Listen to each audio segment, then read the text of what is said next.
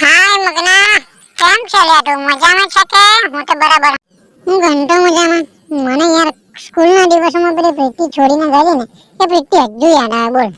ઘંટા તને પ્રીતિ યાદ આવે તો છોડિયા મારા 500 રૂપિયા આપેલા એ આપવાની યાદ નહીં આવતી? માદર ઠોક, ક્યાંથી નીકળી આવો છો? અને છોડિયો વાત તો એવી કરે છે કે પ્રીતિ એના દિલમાં નહીં એના ફેફડામાં ઉતરી ગઈ. માદર ઠોકની ઓલાદ. એ પ્રીતિને ત્રણ છોરા છે, તને ઘંટામાંથી યાદ કરવાની હતી? ઠોક્યા, ભણવામાં ધ્યાન નહીં આપ્યું. બીના મગજથી સારું બધું એ છોડ દે તું અને ચાલ ને આપણે પેન્ડલ વગરની સાયકલ લઈને ક્યાંક ફરવા ગઈએ. શેર તો નહીં વાગતો પણ કિક તો માર દેશું આપણે. ચાલ સાયકલ લઈ લેતું આપણી. અને ખરેખર એ પ્રીતિએ તો મારો મજાક ઉડાડ્યો યાર.